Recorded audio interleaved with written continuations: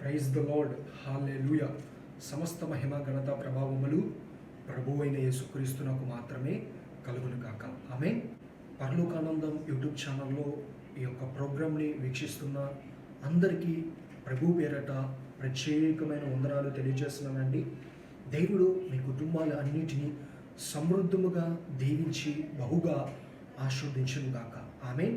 ఈ రోజున దేవుడు మన జీవితంలో చేసిన ఒక గొప్ప కార్యములను గురించి దేవుని యొక్క వాక్యములో నుంచి కొన్ని యొక్క వచనాలు ఆధారము చేసుకొని దేవుని వాక్యాన్ని ధ్యానించుకుంటూ క్రీస్తు అనే ఒక బండ మీద మన యొక్క ఆత్మీయ జీవితాన్ని అంచెలంచెలుగా కట్టుకుంటూ ఆయనకి ఇష్టానుసారముగా ఆయనకి నచ్చిన జీవితాన్ని ప్రతి ఒక్కళ్ళు కలిగి జీవించడానికి సిద్ధముగా ఉండండి, తీర్మానము తీసుకోండి. ఎందుకు అని అంటున్నట్లయితే అది మన జీవితానికి బహు శ్రేష్టకరము, ఆశీర్వాదకరము అనే ఒక విషయాన్ని ప్రతి ఒక్కళ్ళు గ్రహించండి. ప్రార్థన.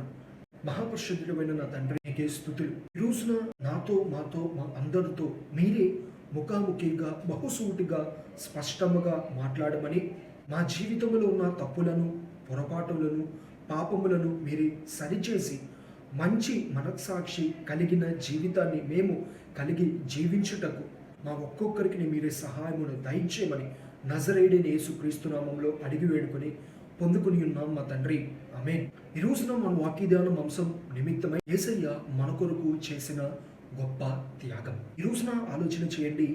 ఏ అనే కేటగిరీలో ఉన్న వ్యక్తివైనా, బి అనే కేటగిరీలో ఉన్న వ్యక్తివైనా, సి అనే కేటగిరీలో ఉన్న వ్యక్తివైనా, లేకపోతే డి అనే కేటగిరీలో ఉన్న ఏ వ్యక్తివైనా సరే, నువ్వు ఏ రిలీజన్లో ఉన్న వ్యక్తివైనా సరే, నువ్వు క్రైస్తవుడివా, లేకపోతే నీవు అన్యుడివా, లేకపోతే నీవు ముస్లింవా, లేకపోతే నీవు నామకార్థపు వ్యక్తివా, లేకపోతే ఎథిస్టివా, నువ్వు ఎవరైనా ఎటువంటి కేటగిరీకి చెందిన వ్యక్తివైనా సరే, ఈ రోజున నీవు గ్రహించాల్సిన ఒక విషయము ఏంటి అని అంటున్నట్లయితే, నీ జీవితాన్ని ప్రభు రక్షించాడు. ప్రాముఖ్యముగా నీ జీవితాన్ని దేవుడు క్షమించాడు. ప్రాముఖ్యముగా నీ జీవితము కోసము 2024 ఇయర్స్ బ్యాక్ దేవుడు గోల్గాతా కొండ మీద ఆయన రక్తాన్ని చిందించడం అనేది జరిగి ఉన్నది. ఈ రోజున ఆయన మ్రాను మీద వేలాడటము అనేది చాలామంది ఎగతాళిగా మాట్లాడుతూ ఉంటారు. సిలువ మీద వేలాడటం అది పెద్ద గొప్పతనం ఏముంది, ఎవరైనా వేలాడతారు, లేకపోతే 3 మేకులు పీక్కోలేని వాడు ఈయన గొప్ప దేవుడా అని చెప్పి అని అంటున్నారు. మరి ఆ 3 మేకులు పీక్కోని వాడు గొప్ప దేవుడు అని అంటున్నారు కదా. ఈ రోజున వారందరికీ సూటిగా వేస్తున్న ఒక ప్రశ్న ఏంటి అని అంటున్నట్లయితే, ఆ 3 మేకులే గనక దేవుడు పీక్కొని ఉండుంటే ఈ రోజున నీవు ప్రపంచంలో కనిపించే ఒక వ్యక్తిగా ఉండేవాడు కాదు. ఎందుకు అని అంటున్నట్లయితే, అంత భయంకరమైన తప్పులు చేసావు, అంత భయంకరమైన పొరపాటులు చేసావు, అంత భయంకరమైన పాపిష్టి జీవితము నీవు ఈ రోజున కలిగి జీవించావు అనే విషయాన్ని ప్రతి ఒక్కళ్ళు గ్రహించండి. ఈ రోజున ఆలోచన చేసినట్లయితే, దేవుడు మనిషిగా ఈ లోకానికి వచ్చి నీ జీవితాన్ని పరిశీలించి దేవుడు మనందరము మనం చేసిన తప్పులు పొరపాటుల వలన వచ్చే ఒక జీతము మరణము.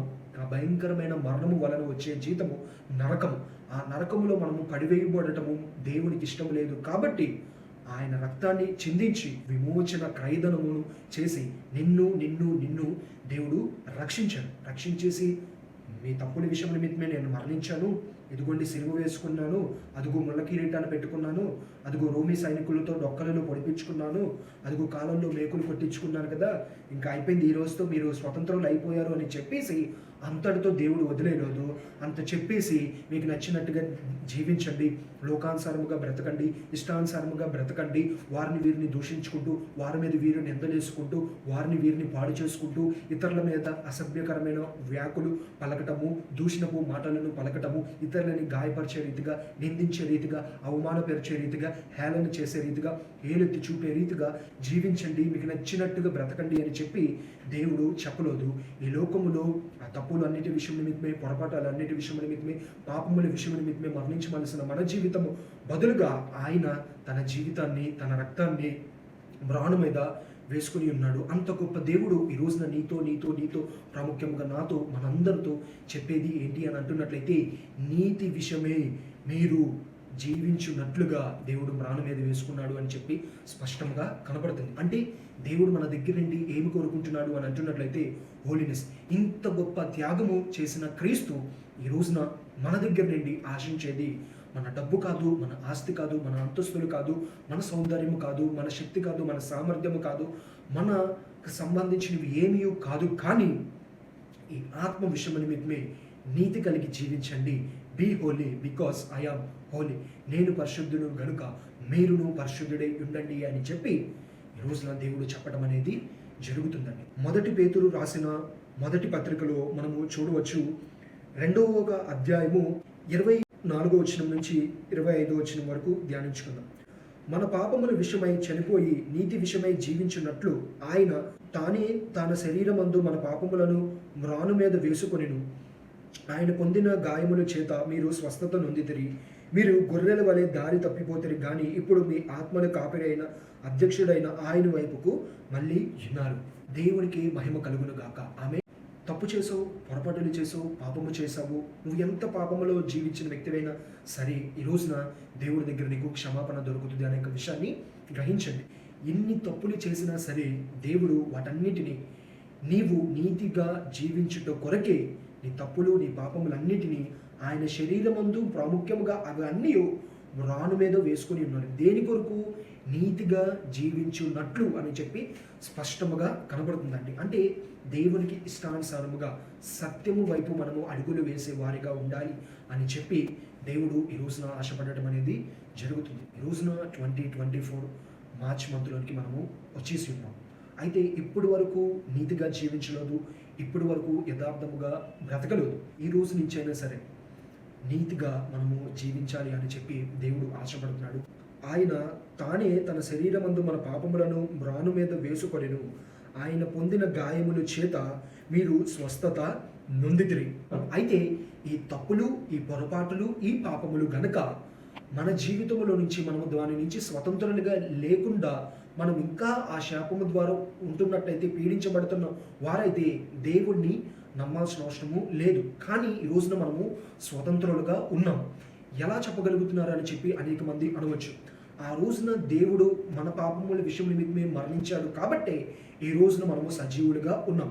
ఆ రోజు మన విషయం నిమిత్తమే దేవుడు మరణించకపోతే ఈ రోజు మనం ఇక్కడ ఉండేవారము కాదు. కాబట్టి దేవుడు మన పాపముల విషయం నిమిత్తమే తన రక్తాన్ని చిందించి మన పాపములను, ఆయన శరీరాన్ని మ్రాను మీద వేసుకున్న క్రీస్తు ఈ రోజున నా జీవితం నుంచి ఆశించేది నీతి విషయమే జీవించున్నట్లుగా దేవుడు కోరుతున్నాడు అనే విషయాన్ని గ్రహించండి. ప్రాముఖ్యంగా ఆయన పొందిన గాయముల చేత మనము స్వస్థత నొంది ఉన్నాం. ఈ రోజున ప్రతి ఒక్కళ్ళు సాధారణంగా లోకములో ఉంటున్న వారందరూ ఎదుటి వ్యక్తి ఏదైనా ఇస్తే తిరిగి మనము థ్యాంక్స్ చెప్పటము, కృతజ్ఞతాస్తుతులు, లేకపోతే తిరిగి మరలా ఆ వ్యక్తికి ఏదో ఒక ఇవ్వటం అనేది జరుగుతుంది. ఎందుకు అని అంటున్నట్లయితే కొంతమంది సాధారణముగా అలవాటుగా ఉంటారు, కొంతమంది సిద్ధాంతముగా మినిమం సెన్స్ కింద చూస్తూ ఉంటారు. అయితే దేవుడు మన జీవితముల విషయం నిమిత్తమే బయటకు రాలేటువంటి పరిస్థితులలో సాతానుగాడు బంధించేసి మనలను నాశనం చేస్తున్నప్పుడు దాని ద్వారా వచ్చే భయంకరమైన మరణ శిక్షను మనము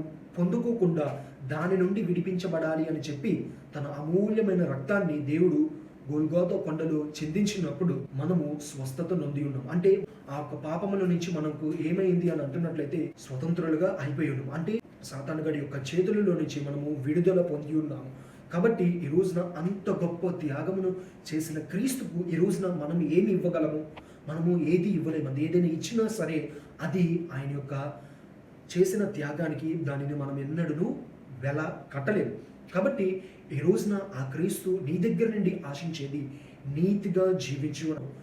ఏదైతే పాపము నుంచి, ఏదైతే అపవిత్రమైన జీవితం నుంచి, ఏదైతే బంధకాల నుంచి దేవుడు నేను ఈ స్థానంలో నుంచి విడిపించి ఈ స్థానంలోకి తీసుకొని వచ్చి ఉన్నాడో, ప్రాముఖ్యంగా ఆ స్థానంలోనే నీవు కూర్చో, మరలా ఇటువంటి స్థానంలోనికి నీవు వెళ్ళమాక అని చెప్పి ఈ రోజున క్రీస్తు తెలియపరుస్తూ ఉంటుండగా ప్రతి ఒక్కళ్ళు దీనికి కట్టుబడి జీవించటము, దీనికి నియమముగా నిబంధనముగా చేసుకుని జీవించడం అనేది ఎంతో శ్రేష్టకరమే. మీరు గొర్రెల వలె దారి తప్పిపోతే గాని ఇప్పుడు మీ ఆత్మలు కాపరి అయి అధ్యక్షుడైన ఆయన వైపుకు మళ్ళీ ఉన్నారు. ఒక గొర్రెల కాపరి గొర్రెలను తీసుకొని మేతను మేయించడానికి శ్రేష్టకరమైన స్థలములలోనికి మేకలైతే ఆ గడ్డి ఈ గడ్డి ఆ ఆకులు ఈ ఆకులు తింటుంది, కానీ గొర్రెల కాపరి అలా కాదు, శ్రేష్టకరమైనది తినిపిస్తూ దాని కొరకు తీసుకుని వెళ్తూ ఉంటాడు. అయితే ఇటువంటి గొర్రెల కాపరిగా యేసుక్రీస్తు వారు ఉన్నారు. గొర్రెల కింద మనల్ని ఎంచి ఉండటం అనేది జరిగి ఉంటుంది. అయితే ఇక్కడ చెప్పబడుతున్న మాట, గొర్రెల వలె మనము దారి తప్పిపోతుంది అని చెప్పి స్పష్టంగా కనబడుతుందండి. అంటే లోకములో మనము ప్రయాణము చేస్తూ ఉంటున్నాము. ప్రయాణము చేసేటప్పుడు సాతానుగాడు కొన్ని అక్కర్లేనివి, కొన్ని వెక్కసముగా దేవునికి ఉన్నవి, దేవునికి అయిష్టకరముగా ఉన్నవి, అది శ్రేష్టకరమైన రీతిలో మన ఎదుటని చూపించడానికి, ప్రదర్శించడానికి మన దగ్గరికి వస్తూ ఉంటారు. ఇది చూడు ఎంత బాగుందో, ఫలానాది చూడు ఎంత బాగుందో, లేకపోతే అది చూడు ఎంత బాగుందో, లేకపోతే ఇది చూడు ఎంత బాగుందో అని చెప్పి మన దగ్గరికి దానిని, ప్రోడక్ట్ని వాడు, లేకపోతే ఈ పద్ధతిలోనికి రా అని చెప్పి వస్తూ ఉంటున్నప్పుడు దారి తప్పిపోతాం. అంటే అవును కదా ఇదేదో బాగుంది అన్నట్టుగా దారి తప్పిపోయేవారుగా ఉంటాం. అయితే దారి తప్పిపోయేవారుగా మనము ఉండకూడదు. ఎందుకు అని అంటున్నట్లయితే, దారి తప్పిపోతే మన జీవితము బంధించబడుతుంది, మన జీవితము మొక్కలైపోతుంది. ఒకానొక స్థితిలో మనము దారి తప్పిన వారి వల్లే అందరము ఉన్నాం. అటువంటి స్థితిలో నుంచి దేవుడు మనల్ని విడిపించి శ్రేష్టకరమైన దేని కొరకే మీరు ప్రయాసపడండి అని చెప్పి కాపరి మనకు తోడుగా ఉండటం అనేది జరుగుతుంది. కాబట్టి ఈ రోజున ఆ గొర్రెలు, తప్పిపోయిన గొర్రెల వలె మనము కూడా మరలా పాపంలోనికి వెళ్ళిపోయే వ్యక్తులుగా కాకుండా ఒక నిబంధన తీసుకొని, ముఖములో ఉన్న మేకలు ఇష్టానుసారముగా వాల్ పోస్టర్లు తింటాయి, పెంట తింటాయి, ఆ చెట్టు ఆకులు తింటాయి, కొమ్మలు తింటాయి, ఏ పడితే ఈ లోకంలో ఉన్న చెత్త అంతా తింటాయి. మరి అవన్నీ అలా తింటున్నాయి, మరి వాళ్ళ కాపరి ఏమనట్లేదు. మరి మన కాపరి ఎందుకు ఇదే తినిపిస్తున్నాడు అని చెప్పి గొర్రెలు ఏ రోజు కూడా అనుకో. ఎందుకు అని అంటున్నట్లయితే, వాడికి తెలుసో తెలీదో మనకైతే తెలీదు. నా కాపరికి అయితే నాకు ఏది ఇష్టమో అది ఆయనకి తెలుసు. ఆయన ఈ ఏరియాలో తీసుకెళ్తే ఆ ఏరియాలో ఉన్నదే తిందాం, లేదు 10 కిలోమీటర్ల తర్వాత తీసుకెళ్తే అక్కడ ఉన్నదే తిందాము. అప్పటి వరకు కాపరి ఉన్నాడుగా, పడిపోతే ఒకవేళ ఎత్తుకుంటాడు, లేకపోతే అలిసిపోతే కాపరి మనల్ని బండెక్కించి తీసుకువెళ్తాడు, లేకపోతే మనకి అనారోగ్యం వచ్చినప్పుడు, లేకపోతే మనకు ఇంక క్లిష్ట పరిస్థితుల్లో సమయం వచ్చినప్పుడు కాపరి తన భుజాల మీద వేసుకుంటాడు. మరి ఇటువంటి విషయంలో నిమిత్తమే కాపరి చూసుకుంటాడు. ఇంక మనకెందుకు బాధ, కాపరి ఉన్నాడుగా మనకి చాలే అని చెప్పి గొర్రెలు ఎలాగైతే వెళ్తాయో, ఈ రోజున క్రైస్తవులుగా మనము కూడా దేవుడు ప్రతి ఒక్క విషయం నిమిత్తమే చూస్తాడు, జరిగిస్తాడు అని చెప్పి మనము ముందుకు కొనసాగే వారిగా ఉండాలి అనేక విషయాన్ని ఈ సమయంలో ప్రతి ఒక్కళ్ళు గ్రహించండి. ఒక గొర్రెలకి నిరీక్షణ ఉంది, వెనకాల ఒక కాపరి ఉన్నాడు, ఆయనకి మొత్తము తెలుసు అని చెప్పి. ఈ రోజున మనకు కూడా ఒక నిరీక్షణ ఉండాలి. లోకములో ఆ మనుషులు ఆ కేటగిరీ ఈ కేటగిరీ ఉన్న వాళ్ళందరూ లోకానుసారముగా అందరూ జీవిస్తూ ఉంటుండగా మనము కూడా అరే వాళ్ళు అలా వెళ్ళిపోయారు, వీళ్ళు ఇలా వెళ్ళిపోయారు అని చెప్పి వాటి విషయం నిమిత్తమే మనము వెంపర్లాడుకుంటూ వాటి అనుసారముగా మనము పరిగెత్తే రీతిగా కాకుండా, కాపరి ఉన్నాడు కదా, ఆయనకు తెలుసు, వద్దంటున్నాడంటే ఏదో ఉంది, చెయ్యొద్దంటున్నాడంటే ఏదో ఉంది, పోనీ దేవుడు ఆ కాపరి చెప్పిన మాట ఏందో, సంవత్సరం ఆలస్యం అవని అద్భుతాన్ని జరిగిస్తాడు, 2 సంవత్సరాలు అద్భుతాలు, 10 సంవత్సరాలైనా అద్భుతాన్ని జరిగిస్తారు. మరి ఈ మధ్యలో ఎలాగా తెలియదు.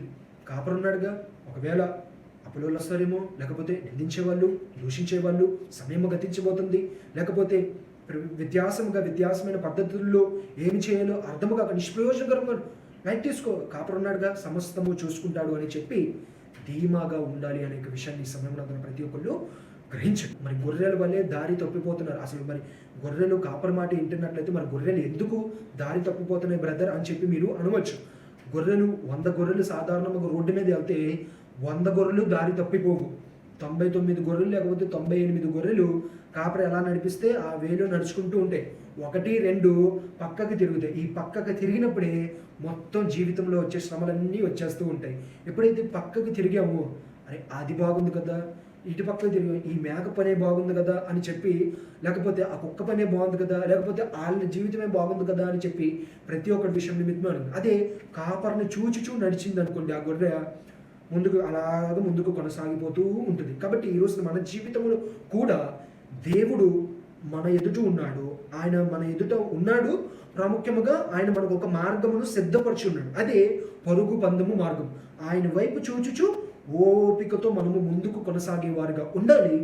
అద్భుతాన్ని మన జీవితంలో మనము చూస్తాం. పొర్రపాటున పక్కకి ఇటు కానీ లేకపోతే ఇటు కానీ తిప్పామా, సాతానుగాడు రా రా రా రా అని చెప్పి పిలుస్తాడు, జీవితము నాశనం అయిపోతుంది అనే విషయాన్ని ప్రతి ఒక్కళ్ళు గ్రహించండి. ఆయన చేసిన త్యాగము మామూలు త్యాగము కాదండి, గొప్ప త్యాగం. మన పాపముల విషయమై చనిపోయి నీతి విషయమై జీవించున్నట్లు ఆయన తానే తన శరీరమందు మన పాపములను మ్రాను మీద వేసుకొనెను. నీతి విషయమై ట్రూత్ విషయమై దేవుడు ఏమని అంటున్నాడు? నీతి విషయమై జీవించినట్లుగా దేవుడు ఏం చేసి ఉన్నాడు? మన పాపములను తీసుకొని, అంటే దేవుడు మనలను నమ్మాడు, ఆయన మన మీద నమ్మకము పెట్టుకుని ఉన్నాడు. ఒక వ్యక్తి కాదు మనల్ని నమ్మింది, దేవుడు నమ్మి నీతి విషయమై జీవిస్తాడు అని చెప్పి నీతి విషయమై జీవించినట్లు దేవుడు ఏం చేశాడు? మన పాపములన్నిటినీ తీసుకొని ఆయన శరీరాన్ని, పాప విషయాలని అన్నిటినీ మ్రాను మీద వేసుకొని తన రక్తాన్ని చిందించి ఉన్నాడు. మరి ఈ రోజున నిన్ను నమ్మిన క్రీస్తుని నీవు మోసము చేయటము, నిన్ను నమ్మిన క్రీస్తుని నీవు వెన్నుపోట పొడిచడము, నిన్ను నమ్మిన క్రీస్తుని బాధపరచడము, ఇది ఎంతవరకు మీ జీవితంలో ఒక్కసారి ఆలోచన చేయండి. మనుషులు నీకు ఏదైనా చెయ్యకూడనిది చేస్తేనే, అనుకూడని మాట అంటేనే, లేకపోతే ఒక కోపము వచ్చే రీతిగా, లేకపోతే ఒక రోషము పుట్టే రీతిగా నీ గురించి తప్పుడు ప్రచారము చేస్తేనే మరి నువ్వు అంతగా పౌరుషముగా వెళ్తున్నావే. మరి ఈ రోజున సర్వశక్తి గల దేవుడు నీతి విషయమే నీవు జీవిస్తావు అని చెప్పి, జీవించాలి అని చెప్పి నీ కొరకు తన రక్తాన్ని చిందించిన క్రీస్తుకి మరి ఈ రోజున నీవు ఎంత నమ్మకముగా ఉంటున్నావు ఒక్కసారి మీ జీవితంలో ఆలోచన చేయండి. జీవితము శ్రేష్టకరముగా దీవించబడుతుంది అనే విషయాన్ని గ్రహించండి. కాబట్టి ఈ రోజున నువ్వు ఎటువంటి విషయంలో, ఎటువంటి పరిస్థితులలో, ఎటువంటి స్థితిలో ఉన్న వ్యక్తివైనా సరే, ఈ రోజున క్రీస్తు చెప్పేది, ఆయన నిన్ను ప్రేమిస్తున్నాడు, నీ పాపపు విషయం నిమిత్తమే ఆయన నిన్ను క్షమించాడు. Jesus loving you, Jesus is calling you. దేవుడు నిన్ను ప్రేమిస్తున్నాడు, దేవుడు నిన్ను పిలుస్తున్నాడు, దేవుడు నీకు శ్రేష్టకరమైన జీవితాన్ని ప్రసాదించాలని ఆశపడుతున్నాడు.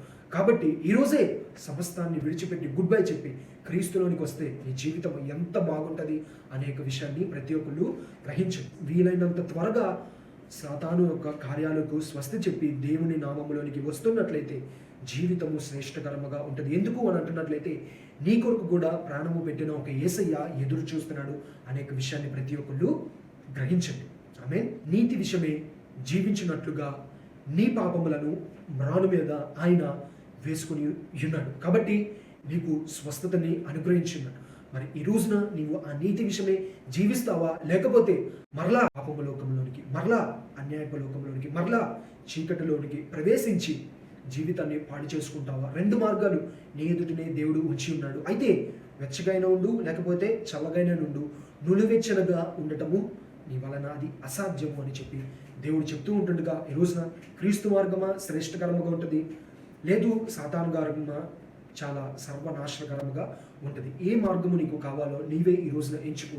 క్రీస్తు మార్గము కావాలి బ్రదర్, క్రీస్తు మార్గంలోనే నా జీవితము సురక్షితముగా ఉంటుంది, ఆ మార్గము కొరకు ఈ రోజున నేను ఒక తీర్మానం తీసుకుంటాను అని అంటున్న ప్రతి ఒక్కళ్ళు ప్రార్థనలో ఏకీభవించండి. దేవుడు ఒక గొప్ప రీతిలో మిమ్మల్ని దర్శించబోతున్నాడు. ఆమేన్. మహాపరిశుద్ధుడైన నా తండ్రి నీకే స్తుతులు. ఈ రోజున నాతో మా అందరితో బహుసూటిగా స్పష్టంగా మాట్లాడి నీతి విషయమై జీవించినట్లుగా మా యొక్క పాపములను నీ శరీరము ప్రాముఖ్యముగా రెండింటిని మ్రాను మీద వేసి గోల్గోతా కొండలో 2024 సంవత్సరాల క్రితము మా కొరకు రక్తాన్ని చిందించిన దేవానికి వందనాలు. పాపము లేదు, అన్యాయము లేదు, అపవిత్రత లేదు, అయినప్పటికీ అన్యాయము చేత, పాపము చేత, అపవిత్రము చేత నశించిపోతున్న మా జీవితాలని రక్షించడకు పరలోక రాజ్యాన్ని విడిచిపెట్టి ఈ భూమిలోనికి వచ్చిన దేవా, ఈ రోజున మీరు చెప్పేది నీతిగా జీవించండి, హోలీ పరిశుద్ధత కలిగి జీవించండి అని చెప్పి ఈ రోజున మమ్మల్ని బలవంతము చేయటంలో అది ఎటువంటి విషయం నిమిత్తమే అది చెడ్డ పని కాదు నాయన. ఈ రోజున ఎవరెవరైతే వారి యొక్క వ్యక్తిగత జీవితంలో లోకమే బాగుంది, లేకపోతే లోకములోనే సమస్తము ఉంది అని చెప్పి అనుకుంటున్నారో, మనోనేత్రాలను గుడ్డిపరిచేసిన సాతాను యొక్క కార్యములను మీరే లయపరిచి చెడగొట్టి వారు శ్రేష్టకరమైన దేవుని యొక్క త్యాగమునకు వారు గ్రహించి ఆ త్యాగాన్ని వారు చూచి నీ వైపు, నీ తట్టు తిరుగులాగున దయచేయమని అడుగుతున్నాం తండ్రి.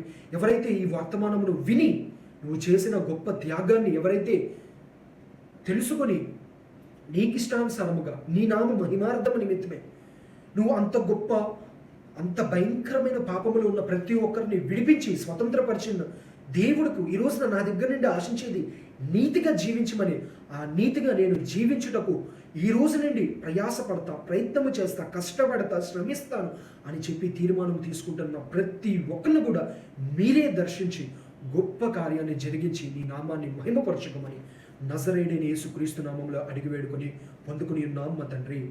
ఆమేన్. ఈ రోజు వాక్యం విన్న అందరికీ నా ప్రత్యేకమైన వందనాలు తెలియజేస్తున్నానండి. దేవుడు ఈ వాక్యాన్ని దీవించి బహుగా నూరంతలుగా ఆశీర్వదించును గాక. Amen. God bless you all.